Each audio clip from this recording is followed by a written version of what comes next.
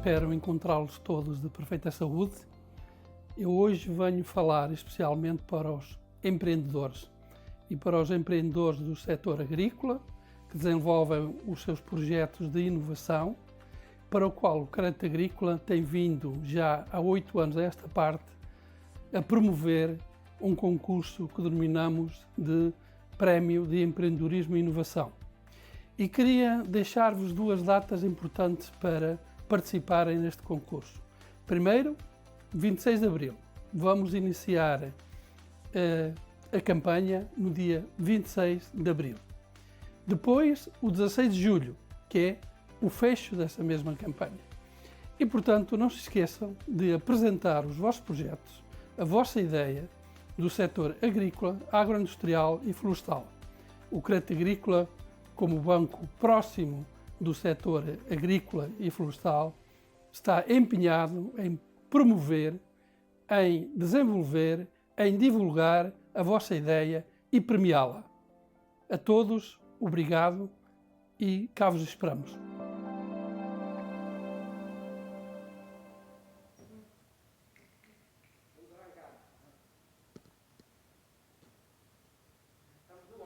Ok. Boa tarde a todos.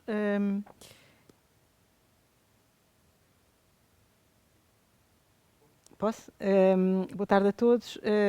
Encontramos-nos aqui nesta Ovibeja especial e virtual, que, enfim, corresponde aos tempos que vivemos atualmente, e vamos abrir aqui uma sessão sobre olivicultura e azeite, com o patrocínio exclusivo da Caixa de Crédito Agrícola. Primeiro, penso que posso passar a palavra para o Sr. Secretário de Estado da Agricultura, que irá, de facto, abrir esta sessão. Certo? Mariana. Olá. Olá, boa tarde a todos.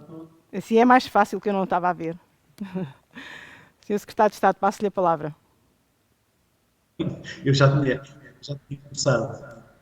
Boa tarde a todos. Começo a cumprimentar a Mariana Matos, que está a mostrar esta sessão.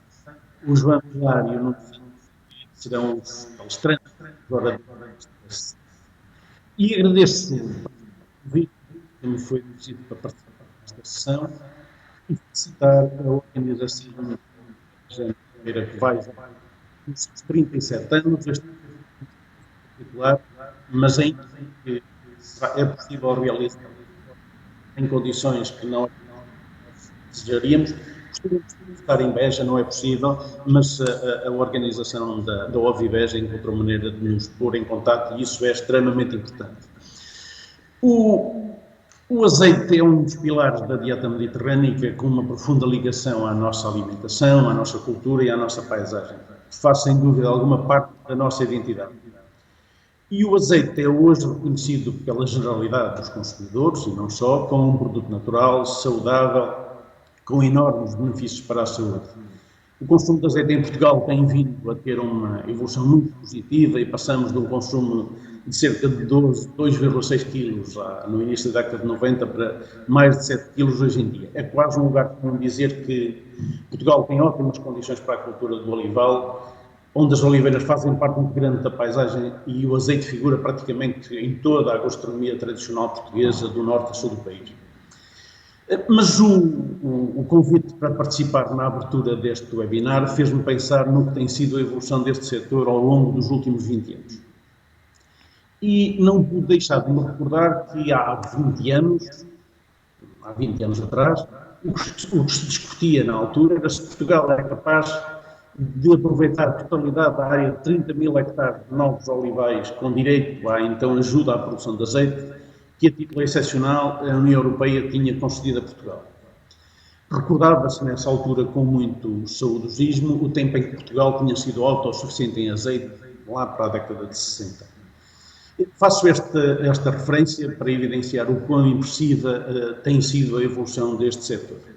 Sobretudo na última década e com o crescimento do regadio, o olival aumentou significativamente, quer em termos de área, quer em termos de produtividade, o que possibilitou chegarmos a uma situação atual de um superávit, digamos assim, na nossa balança com o exterior de exportações de cerca de 250 milhões de euros.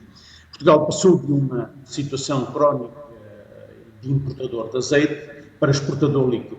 E refiro isto em termos de exportador líquido, uma vez que a tradição exportadora nunca foi perdida e foi muito importante para que esta recuperação que, entretanto, tivemos neste setor pudesse, digamos assim, contar já com os mercados exteriores ocupados pela marca portuguesa. O setor do azeite com uma produção em 2018, de cerca de 113 milhões de euros, representava cerca de 1,6% da produção agrícola nacional e verificava-se uma tendência crescente ao longo dos últimos anos. Basta lembrar que há pouco mais de 10 anos, em 2007, tinha um índice de apenas 0,8%. Como referi, Portugal é tradicionalmente um país com vocação exportadora de azeite. Em 2020, as exportações representaram, em valor, 568 milhões de euros, em que cerca de 80% corresponde a azeite de virgem extra. Isto é um registro extraordinariamente importante num ano de grande crise económica e não só, e, portanto, ter um setor que tem este desempenho é, de facto, extremamente importante. Este é um produto em que mais se reflete, de forma muito evidente, o quanto Portugal está empenhado em fazer valer a marca Portugal e encontrar novas oportunidades para aquilo que é nosso. E a prova do excelente trabalho realizado, apostando num produto diferenciado e de qualidade, é a procura crescente do parte dos consumidores.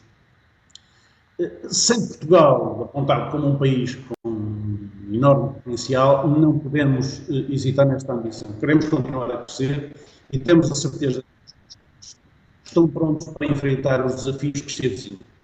E aqui devo dizer que, tanto o olival tradicional, essencialmente os contributos para a produção e para a proteção da biodiversidade, para o desenvolvimento local, para a coesão territorial, mas também pela capacidade de produzir produtos diferenciados e de alta qualidade, tanto estes olivais tradicionais como os novos olivais mais competitivos e focados na exportação são cruciais e têm um papel a desempenhar. Este é, efetivamente, um setor muito atual no que diz respeito à produção, às tecnologias de produção, e esta realidade obriga a encontrar medidas ajustadas a cada uma das distintas realidades. Das explorações agrícolas com olival, 76% têm menos de 2 hectares, situam-se maioritariamente nas regiões do Norte e Centro. No Alentejo, situam-se 91% das explorações com áreas superiores a 100 hectares, e em 2016, os olivais mais modernos, em sede de regadio, ocupavam uma área de 88 mil hectares, sendo que destes quase 90% se encontravam na região do Alentejo. A cultura do olival, a par de outras culturas com expressão em Portugal, também cresce no plano da transição digital. A agricultura de precisão, a agrointeligente, são já uma realidade neste setor, muito evidente em particular neste setor, contribuindo para uma gestão e um uso mais eficiente dos recursos naturais, designadamente ao nível do uso eficiente da água, e isto é uma matéria que cada vez ganha maior relevância por todos, quer na perspectiva económica, na perspectiva ambiental, quer também na perspectiva da aceitação social e da valorização desta cultura. E esta é uma realidade que tentemos continuar a incentivar e que integra de forma muito clara a agenda para a inovação da agricultura Terra Futura. Temos que, através destes instrumentos, garantir uma transição digital justa e inclusiva, o acesso generalizado à tecnologia, a partilha de conhecimento e a aposta na capacitação permitirão promover a agricultura de precisão, que resultará, em última instância, numa melhoria da gestão dos solos, na redução da utilização de fertilizantes e pesticidas, de emissões de gases com efeito de estufa, na proteção da biodiversidade e na conservação dos recursos naturais. Ou seja, nestas ferramentas está uma parte muito relevante, aquela que será a nossa resposta ao desafio das alterações climáticas.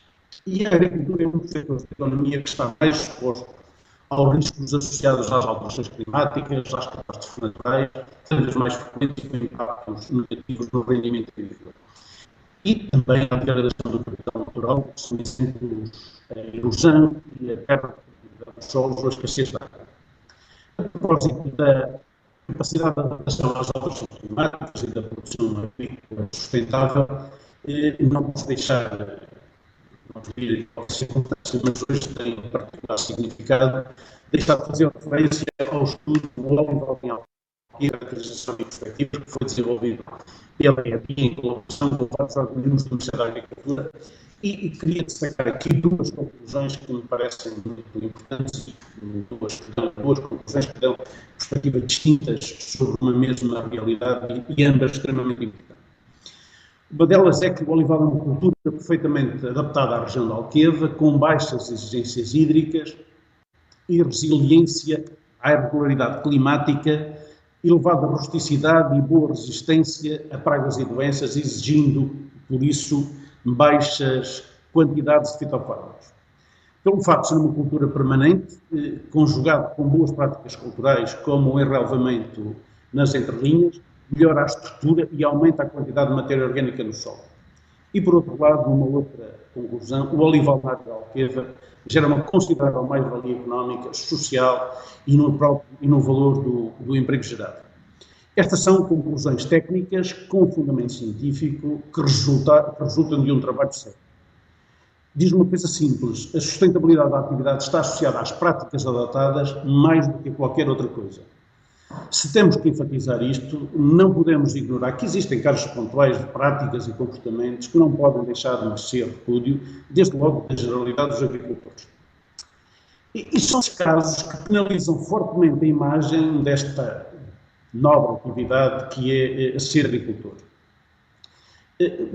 Por isto e também por causa disto, temos neste momento em processo legislativo uma proposta de resolução do Conselho de Ministros que tem como objetivo central definir um conjunto de orientações e recomendações relativas à informação e sustentabilidade da atividade agrícola mais intensiva, ou assim designada, com o propósito de compatibilizar o aumento da produtividade dos sistemas agrícolas mais competitivos com a preservação dos valores ambientais, nomeadamente do solo, dos recursos hídricos e da biodiversidade.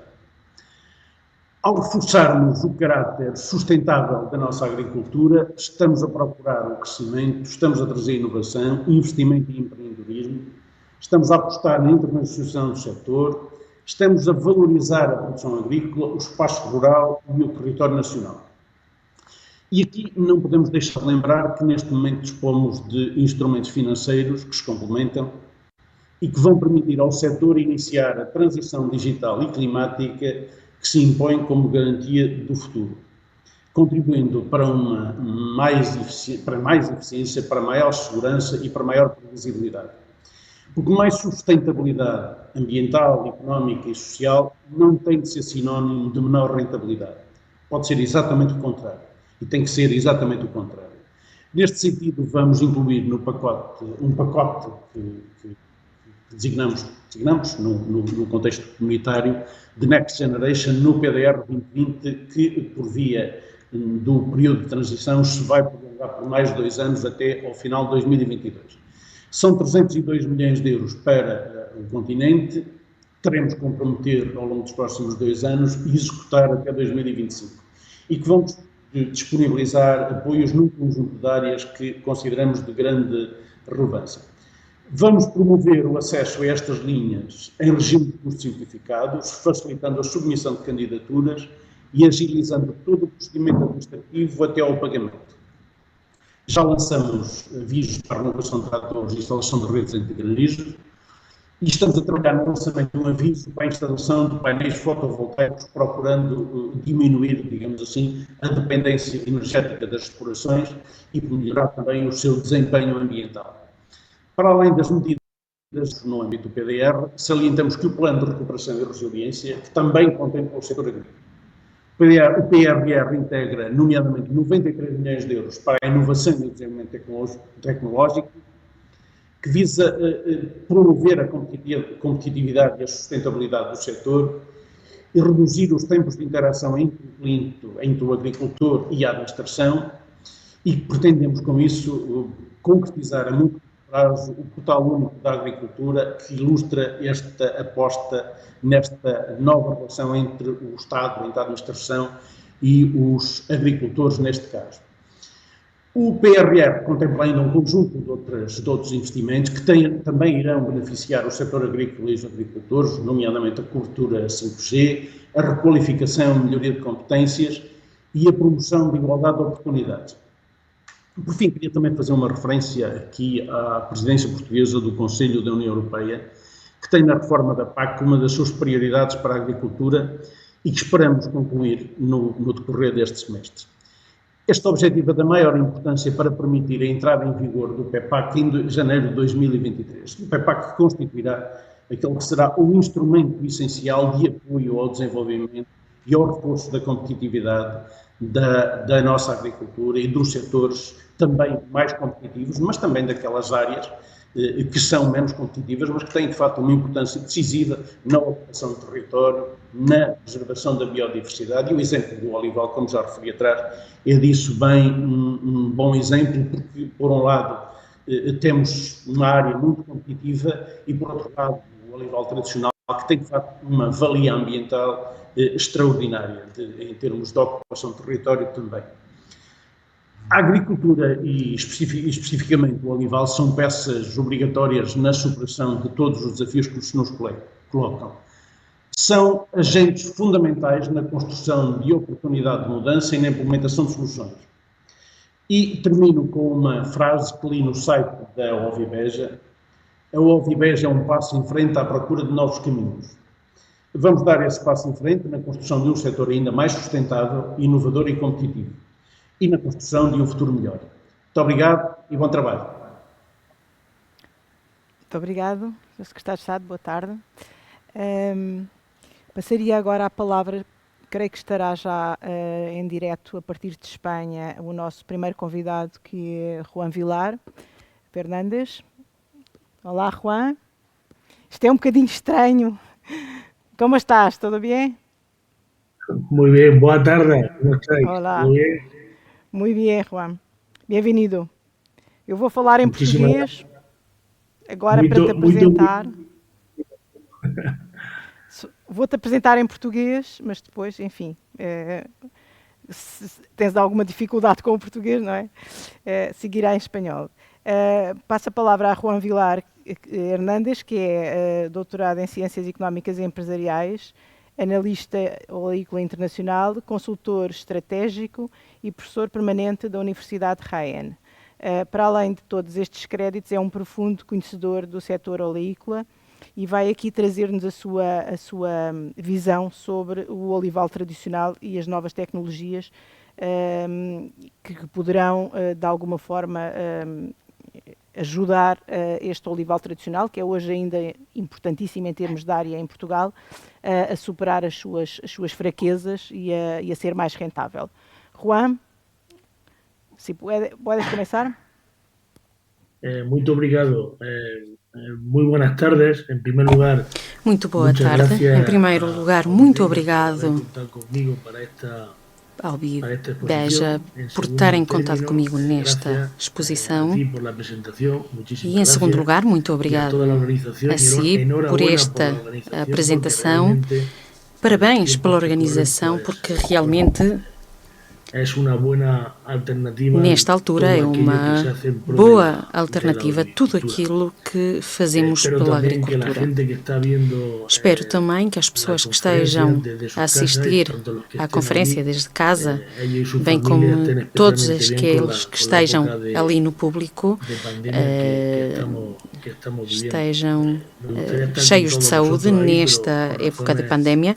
Gostaria de estar lá convosco, mas pelas razões óbvias, por esta pandemia, não consegui deslocar-me.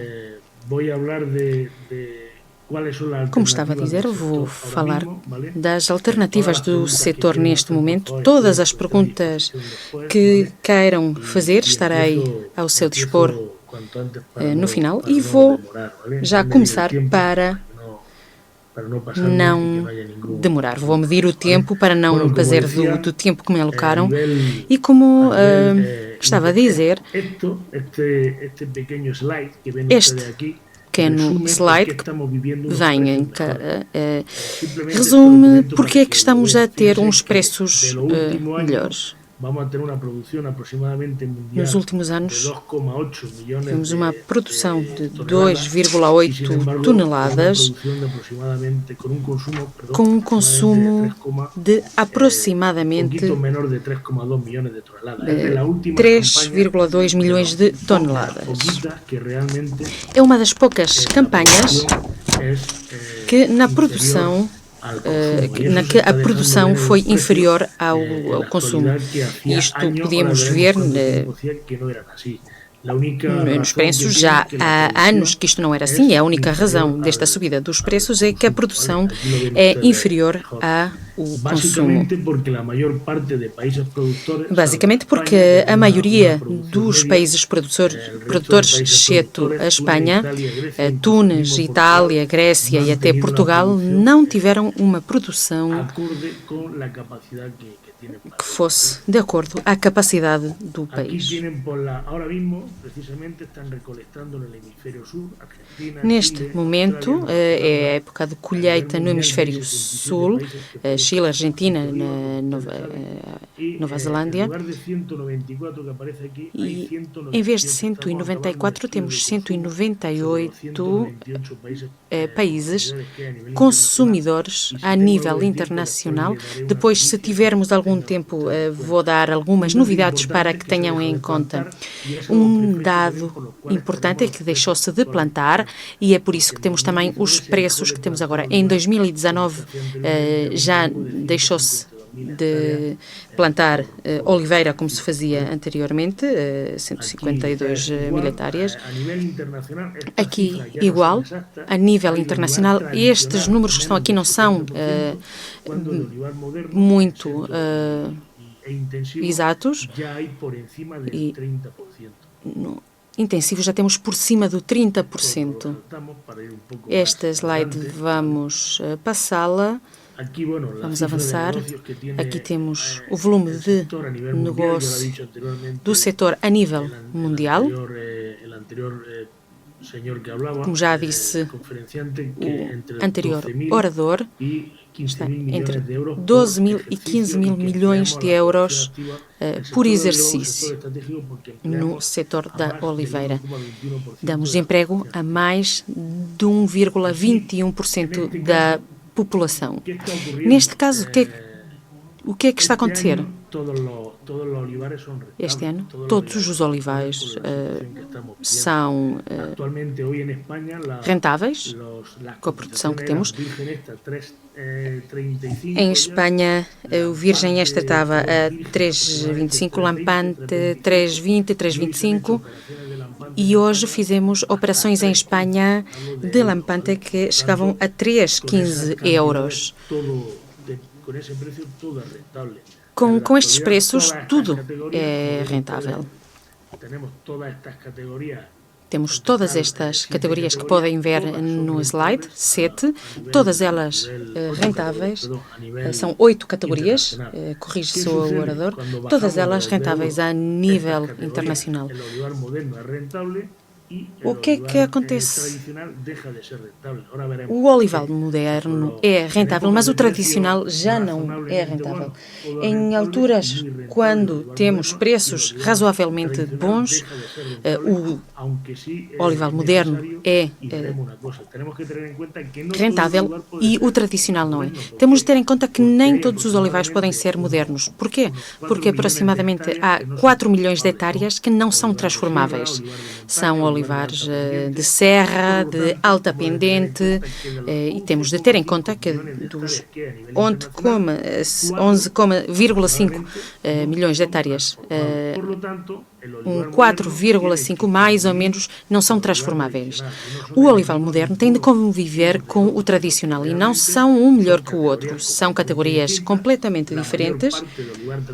A maior parte do olival tradicional pode ser rentável quando o moderno não pode trabalhar com todas as variedades. São formas de cultura que têm de conviver de forma natural e vão continuar assim, como está a acontecer neste momento. Aqui temos a exploração de tradicional na Tunísia, 16.000 hectares. Esta fotografia fila eu, e outra de Arábia Saudita, mais de 7.000 hectares numa só linha. É uma exploração super intensiva de arbequina arbosana. Aqui temos a distribuição de superfície de olivais no mundo. Podem ver aqui que a Europa tem mais da metade da superfície dos olivais. Desses 11,5 milhões de hectares, a Europa onde mais superfície temos. Dentro da Europa, em Espanha, é onde temos a maioria dos olivais, seguido pela Itália. Portugal é o nono, mas em produção é o sétimo. Portugal é o sétimo produtor de azeite no mundo e não é só o sétimo produtor a nível mundial, e é um dos key players, porque tem o poder de fixar preços. Há poucos países. A Espanha, que coloca os preços à baixa. Portugal coloca preços à alta. E Portugal é, no hemisfério norte, o país que abre o comércio do azeite. Tunísia, por exemplo, o ano passado teve uns preços mais baixos, teve uma produção bastante elevada. Como não é não há uma procura, não tem uma procura líquida no país, exportaram e levou. Isto não é mais do que uma anedota, uma baixa nos preços. Aqui temos as produções. A Espanha continua a produzir entre o 40% a 60%, está muito concentrado. Se repararem, está especialmente concentrada a produção de azeite mundial. Há poucos países que sejam autossuficientes. Autossuficientes realmente só temos Espanha, Grécia e Tunísia. A maior parte do resto dos países exporta e importa. Poderiam ser autossuficientes, mas exportam e importam. E aqui temos um dado muito claro do que aconteceu com os preços deste ano. Aqui tem a evolução da superfície de olival na linha vermelha. 2015 foi o primeiro ano, em 22 anos, que havia uma queda da superfície de olival a nível internacional. Aqui já podíamos ver o que é que ia acontecer este ano. Por que é que caiu a superfície? Por dois motivos, três fundamentais. Primeiro, deixou-se de plantar 160.000, 150.000 hectares por ano, passou-se a plantar menos, passou-se a plantar amendoeiras e abandonou-se bastante olival a nível internacional, 210.000 hectares a nível internacional. E o que é que isto provocou? Os preços naquela altura não eram tão bons, abandonaram-se alguns olivais e houve uma queda na superfície de olival. Isto levou aos preços que temos agora. Isto provavelmente vai levar a plantar mais olival, e aqui temos a evolução. Isto era para dar uma ideia da evolução. Aqui podemos ver o olival moderno que está a subir, o modelo atual, e o tradicional desce. Na história, o olival tradicional nunca esteve por baixo dos 70%. É a primeira vez que o olival tradicional está em baixo de 70%. Tenham em conta que há 25 anos atrás não tínhamos olival moderno. Em 25 anos passaram a ocupar o 30%. É uma circunstância nova que cada ano altera-se. Estamos num momento de mudança constante. Aqui temos dados muito importantes. Reparem que o olival moderno já produz o 40% do azeite do mundo. 40% do azeite do mundo produzido no olival moderno. Quando o olival tradicional produz o 60%, o 70% da superfície do tradicional produz o 60% e o 40% produz o resto. E o 30% do moderno produz o 40%. Isto quer dizer que cada vez teremos alturas de preços baixos, maiores e mais longas. Isto também é importante para ter em conta. Também é importante ter em conta uma campanha com 3,2 milhões de toneladas supõe 65% do total da superfície nominal do olival. Poderíamos chegar sem problemas aos 4 milhões de toneladas de produção. Este dado é importantíssimo.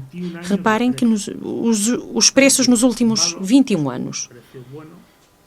Podemos ver preços maus, bons, maus, bons. Reparem que cada vez são mais longas as alturas de preços maus. Aqui tivemos umas... Este ano foram altas pela queda na plantação. Na zona do Mediterrâneo houve mais água, mas se bem em Espanha tivemos uma produção mais alta que a média, tem a média de Espanha, no entanto, os preços subiram. Isto não é normal. Isto foi uma situação inédita.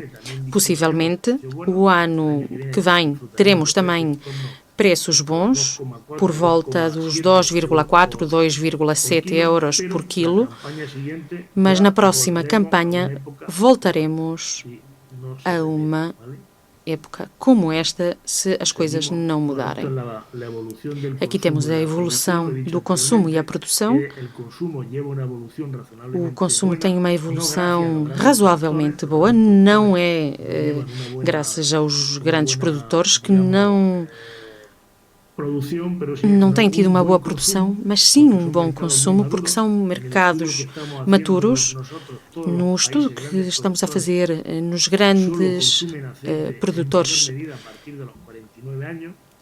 só se consome azeite em casas onde a média é por volta dos 49 anos, com nível de estudos médio-alto, rendas médias altas, famílias religiosas e que normalmente compram em supermercado. Fizemos este estudo nos 198 países e estes são os dados que saíram deste estudo. Aqui temos dados de Portugal. Portugal é o local do mundo, especialmente o Alentejo, onde se pode cultivar a oliveira de forma mais adequada e onde se estão a desenvolver de melhor forma as maiores explorações. Para mim, o Alentejo é o melhor lugar da olivicultura mundial. E eu visitei os 67 países produtores de azeitona. A disponibilidade de água, o que chamamos o princípio de oportunidade, ou seja, eles têm 2 semanas, ou vocês têm 2 semanas nas que ninguém no mundo tem azeite, e o ambiente faz com que seja o 7º país de produção, mas se a situação continuar sem grandes alterações, passará a estar entre os 5 maiores produtores do mundo e ser um dos países que fixa preços. Aqui temos a situação atual em termos de distribuição de olival em Portugal, a evolução das campanhas. Se bem, a última campanha foi ligeiramente pior, mas já está a subir. A biodiversidade, temos que ter em conta, se bem,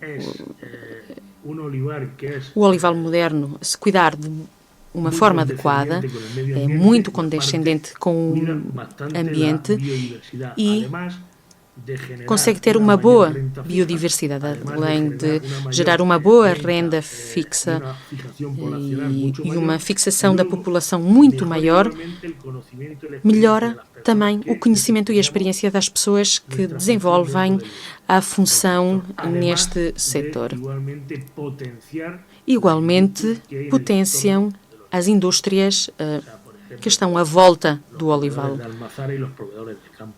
como podem ser os fornecedores de lagares, fornecedores para o campo. Vou ir um bocadinho rápido, porque não quero usar o tempo do seguinte orador. Vou passar aqui algumas slides. E aqui é o que já expliquei. Quando os preços são como os que temos neste momento, tudo é rentável. Aqui temos os diferentes tipos de cultura, mas quando já passamos dos 2 euros, o olival tradicional deixa de ser rentável. Porquê? Porque há uma queda de consumo quando a procura... Não há uma queda de consumo pela oferta ser maior da procura. O que fazemos é fomentar o consumo noutros países, e há uma questão que as pessoas às vezes não conhecem. A nível mundial são produzidos 247 milhões de toneladas de azeite.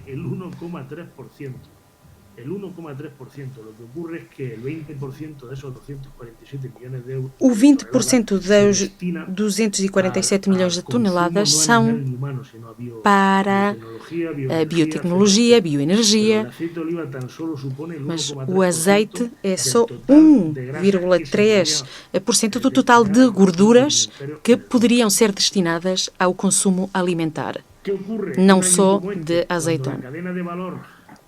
O que acontece quando há um excesso de oferta? Como costuma acontecer, o olival tradicional não gera dinheiro, e o moderno sempre consegue mais ou menos ter entradas, mas quem não recebe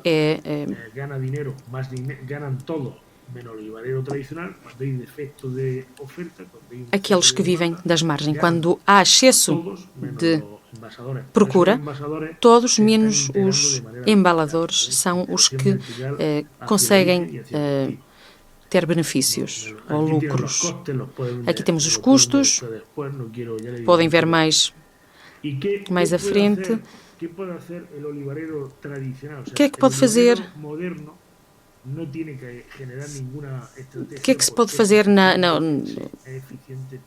nos olivais tradicionais? No moderno não é preciso fazer nada porque são eficientes, só é preciso cuidar deles, ser sustentáveis, condescendentes com a natureza, produzir, na maior parte, virgem extra, fazer colheitas de forma adequada. O que é que fazemos com os 4 milhões de hectares que não se podem transformar a nível internacional? A PAC tem de ser mais condescendente com eles, porque não se pode transformar, e depois há bastante diferenciação que podemos fazer. Temos os olivais ecológicos, a nível internacional já tem a mesma superfície, 1 milhão de hectares que o olival em arbusto,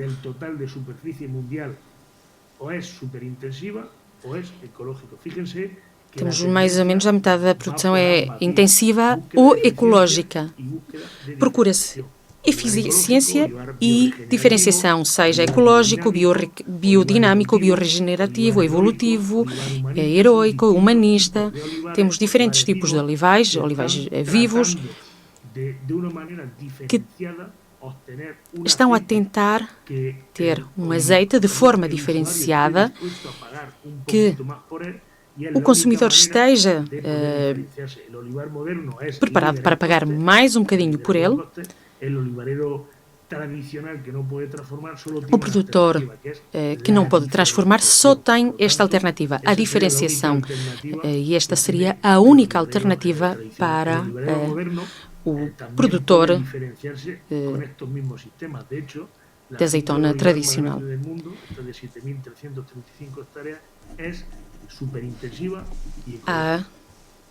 De facto, vemos que a exploração maior do mundo, de 7.335 hectares, é intensiva e é ecológica, além disso. Aqui temos este azeite produzido no Vaticano, via Pontifícia, e é um azeite produzido no Vaticano com olival tradicional, com excesso de procura, por isso o preço é mais alto do que o do olival comum tradicional. Isto é um exemplo de como, através da diferenciação, podemos obter um preço mais alto que o que encontramos no mercado. Obviamente, isto supõe um maior esforço. Bem, com isto acabo a minha apresentação. Não quero superar os 15, 20 minutos que me deram e, se alguém tiver perguntas, estou à vossa inteira disposição para esclarecer qualquer dúvida que tenham ou qualquer matização que quiserem. Tendremos lá as perguntas já ao final. Obrigada, João. As perguntas serão feitas no final. Com a sessão e no final serão respondidas as perguntas que houverem. Muitas graças. Não se está a ouvir? Não se está a ouvir? E o que é que faço?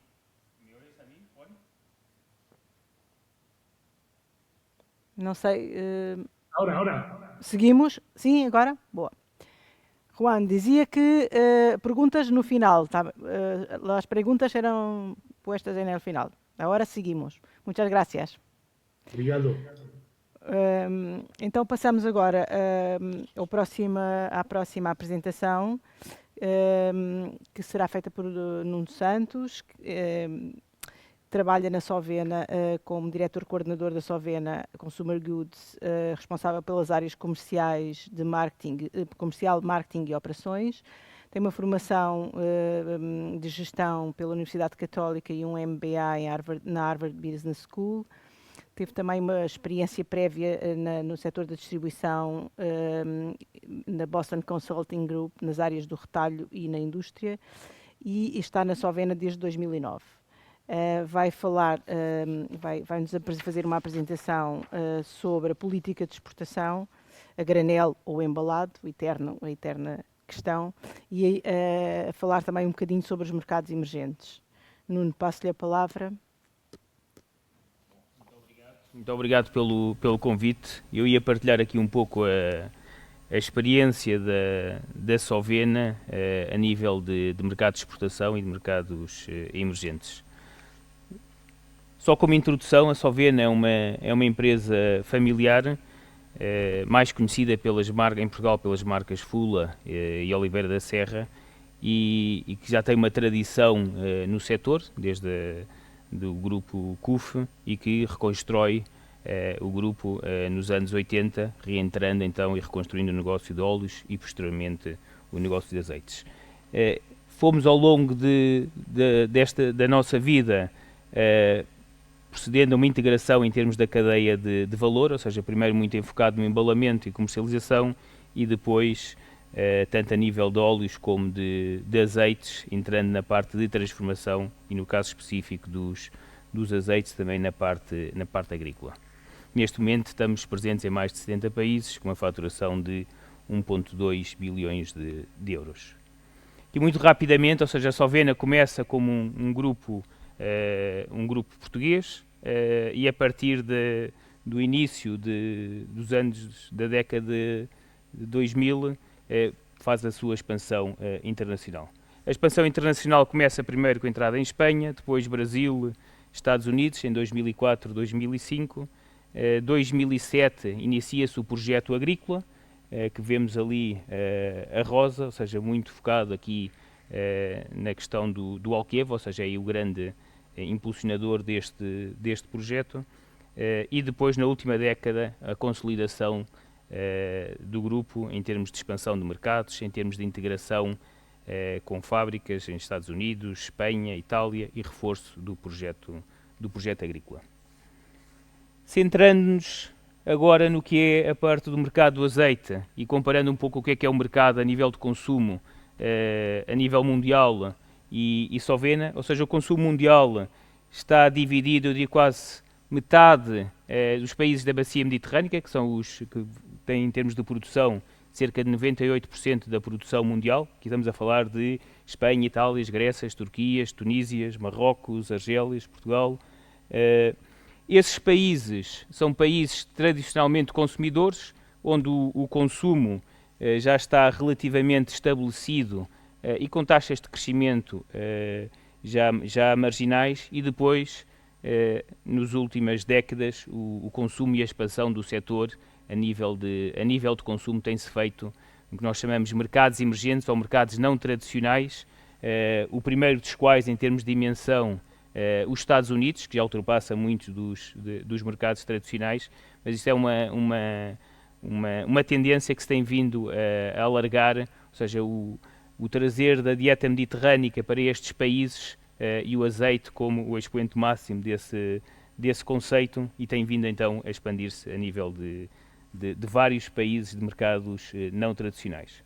Quando olhamos para a Sovena, obviamente existe uma base muito importante em Portugal e Espanha, são os nossos dois mercados base, e depois a partir daí começa a nossa caminhada em termos de expansão internacional. Estamos a falar de 2004, 2005, Brasil e Estados Unidos, depois tudo o que tem a ver com, e aí mercados mais, não mercados emergentes, mas mercados não tradicionais em termos do azeite, muito centrados na Europa, e depois mais recentemente toda a parte da América Latina e Ásia.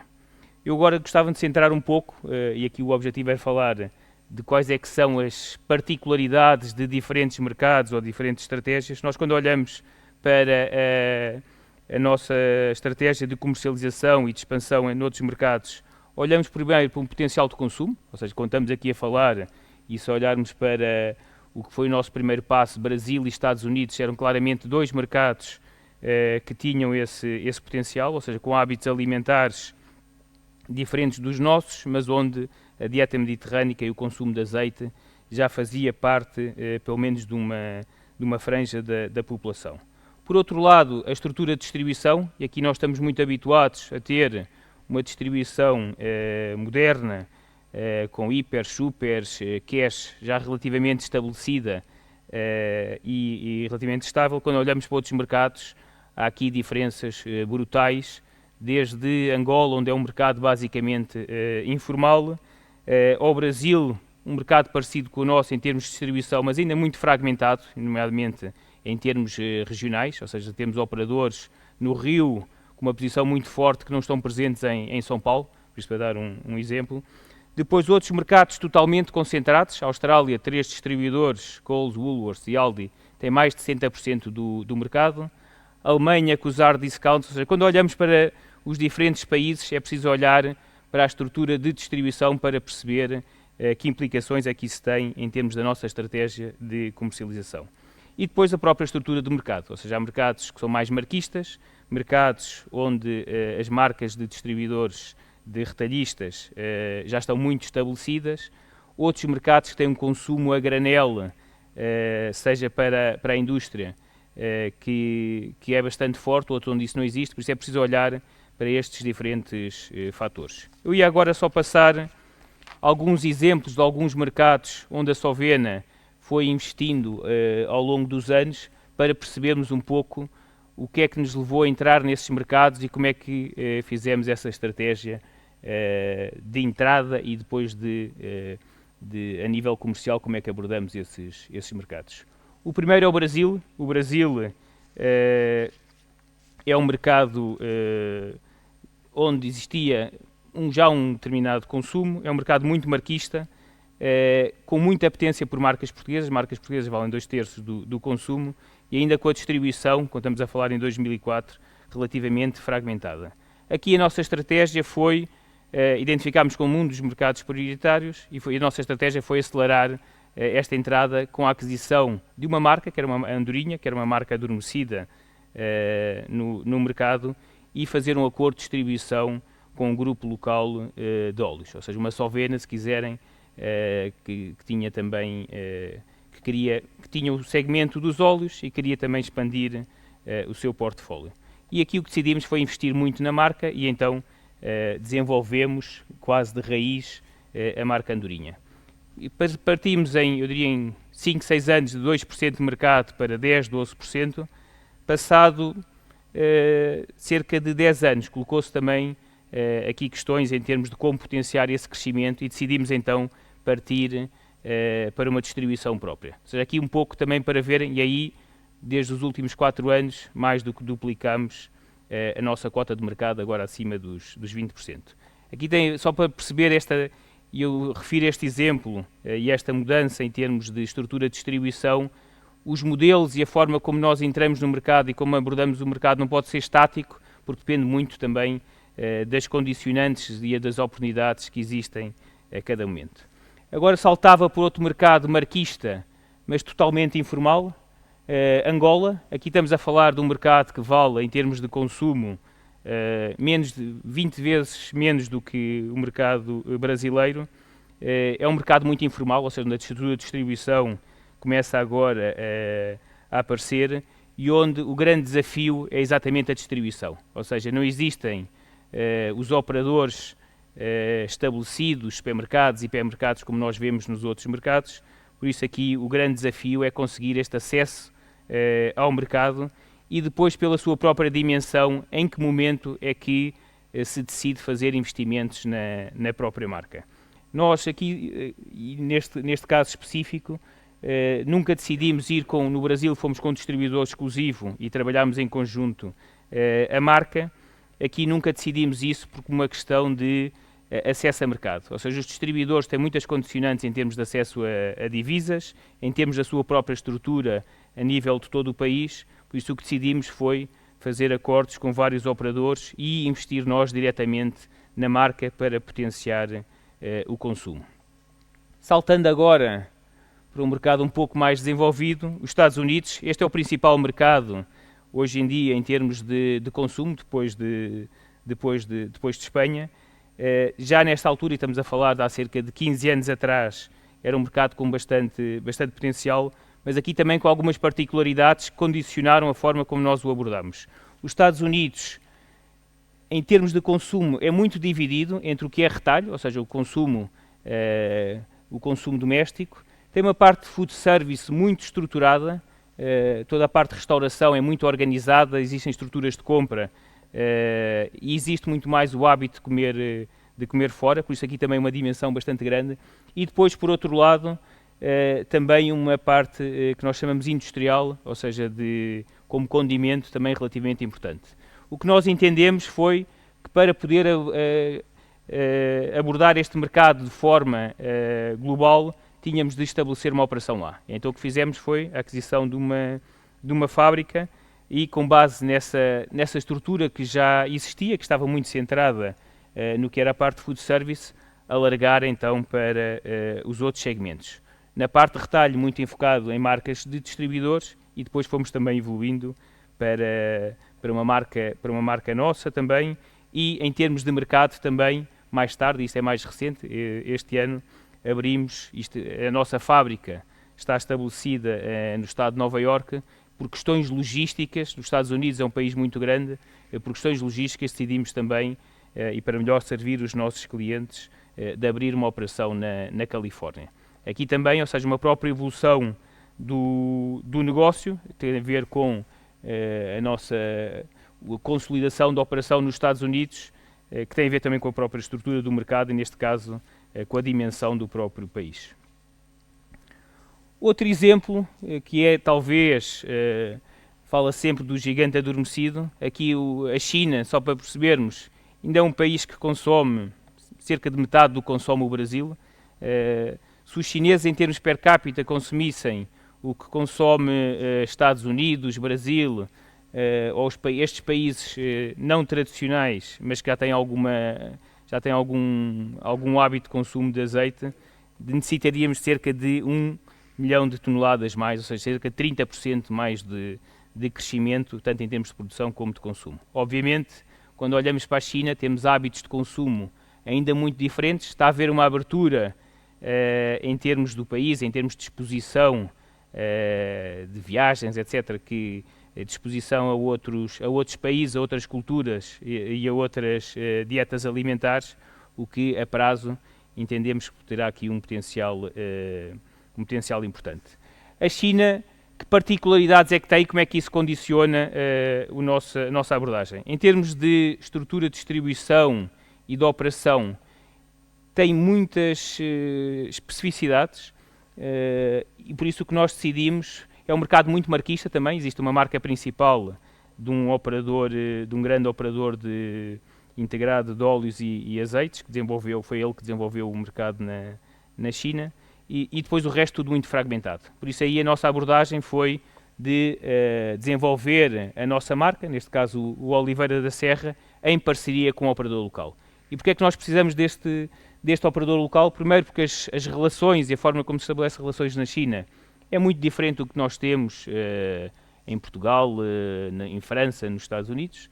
Por outro lado, tem aquela parte ali do meio, ou seja, o consumidor não está habituado ainda a azeite, existe uma necessidade muito grande de experimentação, de sampling, de amostragem de produto, e isso tem de se fazer com uma estrutura local.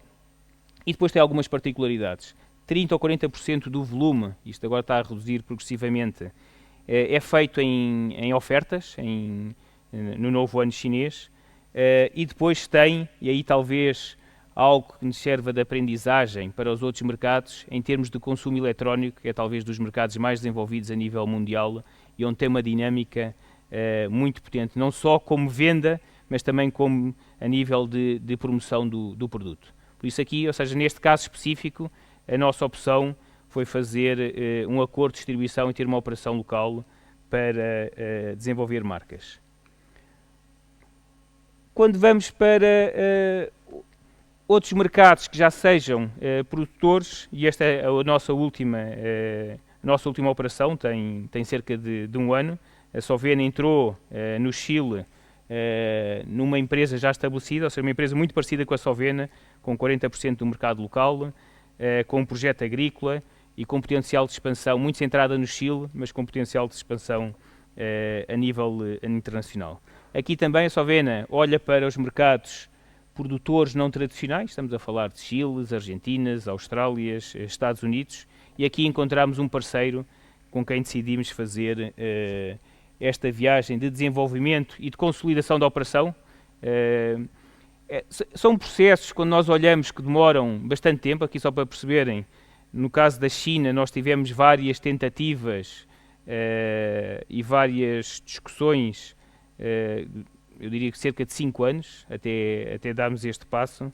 No Chile, com este operador local, tivemos, eu diria, cerca de 4 anos, primeiro a conhecer-nos, depois a entender que havia aqui um enquadramento das duas empresas e dos dois sócios, até decidimos dar este passo. E aqui o objetivo é aproveitar as nossas competências, tanto na parte agrícola como a nível industrial, para consolidar esta operação, ou seja, era uma operação ainda bastante pequena, e depois aproveitar também a nossa estrutura comercial para expandir para mercados internacionais, nomeadamente Brasil e Estados Unidos. Eu parava por aqui só para, em termos de resumo, ou seja, a nossa estratégia e aqui estou a falar da Sovena Consumer Goods, a nossa estratégia depende muito, e a estratégia de cada um dos operadores depende muito das nossas competências, quais é que são os nossos fatores de diferenciação e qual é a nossa capacidade e apetência para investir. Tem de se fazer uma análise mercado a mercado, no princípio estudar e depois já estar no mercado, ver que fatores é que se alteraram e como é que nós podemos jogar com esses fatores a nosso favor, e não existe uma receita única, ou seja, nós temos, se olharmos para os diferentes mercados, nós temos mercados onde quase só fazemos marcas de retalhistas, temos mercados onde só fazemos as nossas marcas, temos o caso do Brasil, que claramente é talvez o exemplo onde nós mais investimos em termos de criação de marca e em termos de estrutura, os Estados Unidos, onde se fez uma fábrica, ou seja, todas essas abordagens têm de ser analisadas mercado a mercado e para aproveitar estas oportunidades em termos de investimento e em termos de expansão. Muito obrigado. Agora, Mariana, passamos às perguntas. Vamos ver se temos perguntas. Não há nada? Pronto. Eu só queria... Ficou tudo claríssimo.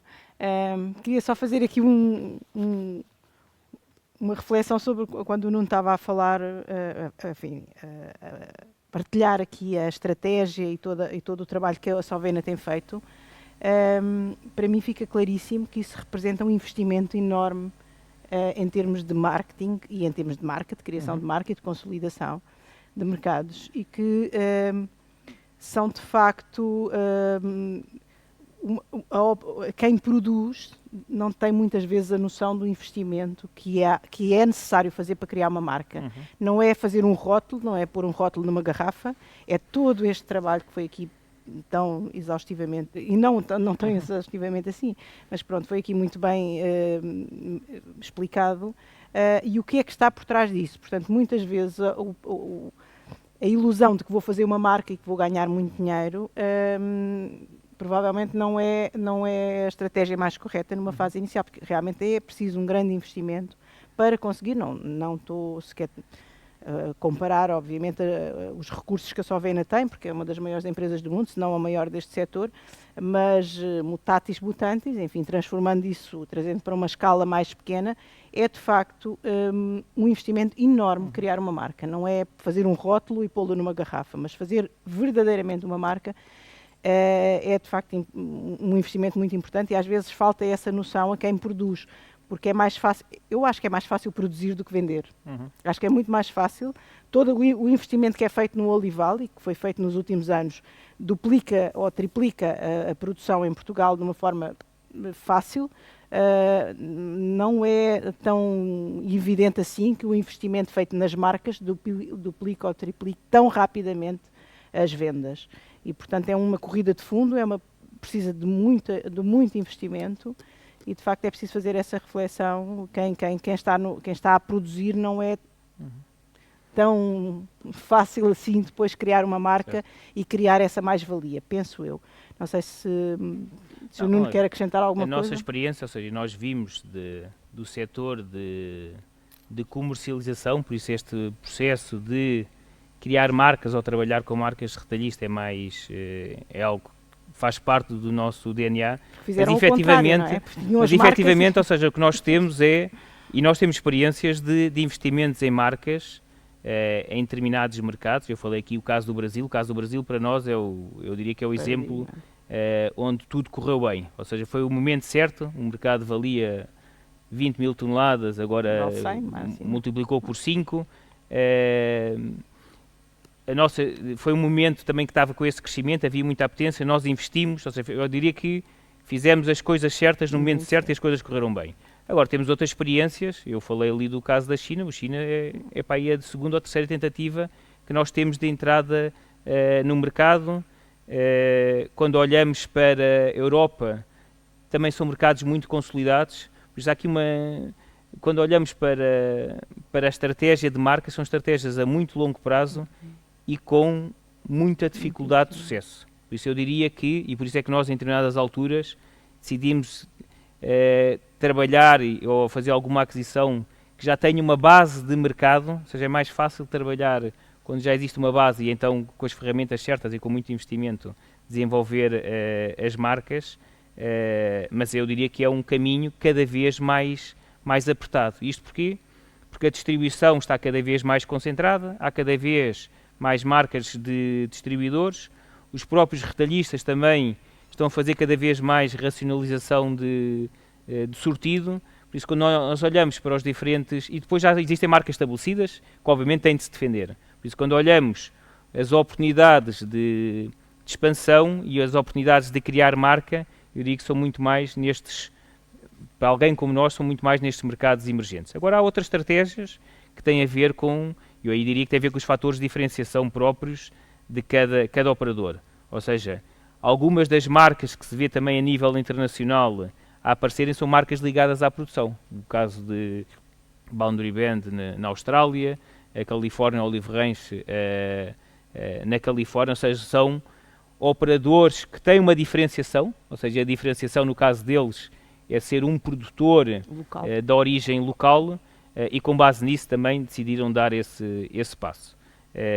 Nós fazemos os dois caminhos, ou seja, nós entendemos que é muito importante para nós fazer esta expansão e desenvolver as nossas marcas. Entendemos também que é cada vez mais importante fazer esta integração, até porque há aqui sinergias. A própria parte agrícola, em determinado momento, era uma oportunidade de negócio, é uma oportunidade de negócio que tinha a ver com o nosso negócio.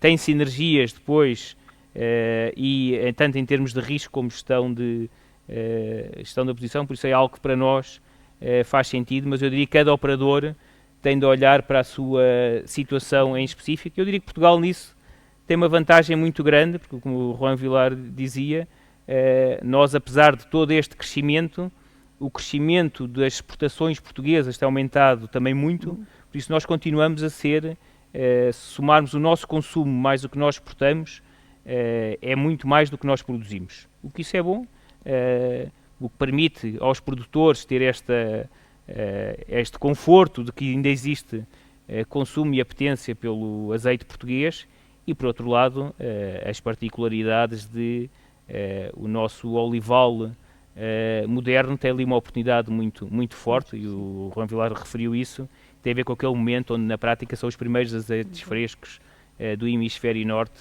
que são muito procurados por italianos, espanhóis, portugueses, ou seja, quem quer que tenha marcas e que queira ter alguma coisa de qualidade, em determinada altura chega ali um momento do ano em que está desejoso ter azeites mais frescos. Continuamos sem questões?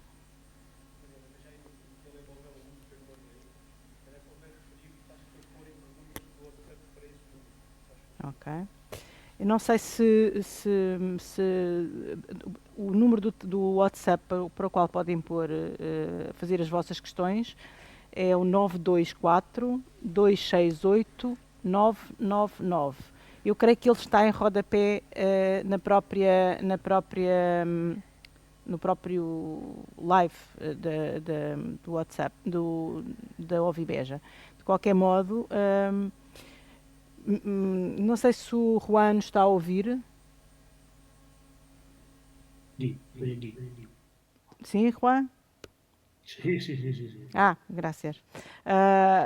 Não temos perguntas da audiência. Não sei se houve aqui alguma falha com a comunicação do número do WhatsApp. Eu creio que não. Mas gostava de... Bueno, hablo em espanhol ou me entendes em português? Te entiendo, bueno, si hablas despacio te entiendo. Bueno, despacio siempre.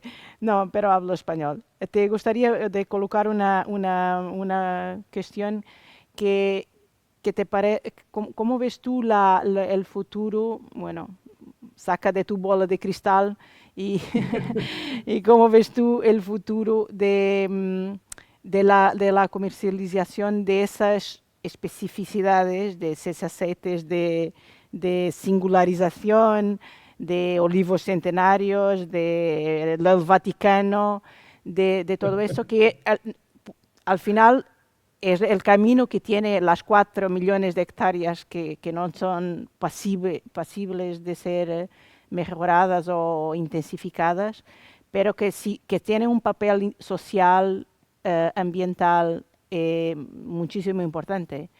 Pero ¿tú crees que eso es un camino seguro? ¿Tú lo ves a desarrollar de forma que pueda sustentar financieramente esa cantidad de hectáreas? ¿O qué te parece? ¿Se puedes hacer un comentario sobre eso? Claro que puedo. Bueno, antes no he dicho, Nuno, buenas tardes. No sé si me ha oído como te lo había dicho antes, Boa ¿vale? tarde, Nuno. Não sei se sentes o cumprimentar. Por otro, realmente la singularización es mucho más difícil de Realmente a gestionar que singularização una é muito finca mais eficiente. difícil Eso es lo de primero. O sea, es gerir do mucho más que fácil uma de exploração gestionar eficiente. explotaciones de olivar eficientes, É ocurre muito en mais todos los ámbitos de la fácil economía, gerir que olival compañías eficiente, isto que acontece se em basen todos os setores o da que basen economia, su do que ventaja uma empresa competitiva en la que diferenciación. baseie Eso es a un vantagem principio de la economía. competitiva na Dicho diferenciação. esto, Isto é um princípio da economia. la oportunidad de algo Tendo dito diferenciado isto, tiene que ser de a pequeña escala. oportunidade Si de algo tiene diferenciação una tem de gran ser de escala para pequena escala. diferenciarte, deja de ser Se diferenciado. De algo hecho, é con de el grande tiempo, escala, el olivar não é ecológico tendrá diferencial. problemas para colocar su producto. De facto, ¿Por até qué? o olival Porque ecológico, com algo o tempo, deja de terá ser singular dificuldade em cuando se passar multiplica. Es así de sencillo. uma coisa deixa O de sea, ser esto singular es quando se multiplica. racional y es útil para explotaciones pequeñas, explotaciones Isto é que pueden racional e colocar útil para as su explorações producción para pequenas, alimentar varias familias, aquelas que para querem basear remunerar a varias produção familias, y para solamente se pueden alimentação, dar remuneração en de parcelas umas poucas no famílias muy grandes y e para são mercados em terrenos não muito especialmente grandes e mercados extensos. que não Tenéis que sejam recordar demasiado que vastos. los olivares modernos Também por temos ahora, de salientar que os olivais modernos, no por pueden enquanto, trabajar con todas las não variedades. podem Es una trabalhar oportunidad com, también para los com todas as olivares variedades. de Isto é uma montaña, los oportunidade olivares também de para os pendientes, los olivais olivares que no se de pueden montanha, traspasar. Por lo tanto, de oportunidades tiene, por encosta. supuesto que las Por tiene, isso, pero no resultan têm fáciles. oportunidades, son mas nada não são fáciles. El fáceis. aceite Não del é nada Papa, fácil. el aceite que O hemos dicho antes del Vaticano, azeite do Papa, o solamente que son comentamos antes do aproximadamente Vaticano, unas 14 hectáreas. Por são lo umas tanto, 14 no hectáreas. podemos una finca de Por isso, uma 10.000, exploração que 15.000 tem 10 mil, hectáreas, 15 mil hectáreas, destinarla não a un producto podemos diferenciado, dedicá-la singularizado a como son estos. produto Simplemente son diferenciado, oportunidades para como fincas poderia ser pequeñas este. y Isto é uma explotaciones oportunidade no para muy grandes, porque cuando algo produções se multiplica, pequenas, deja de de ser terrenos singular, por pequenos, supuesto. porque Y quando la a produção é gestión de grande, algo deixa de ser singular. E a de algo gestão de diferenciado algo es de mucho más singular, difícil que diferenciado, la é de muito mais difícil una explotación do que basada en la uma eficiencia. exploração baseada na eficiência.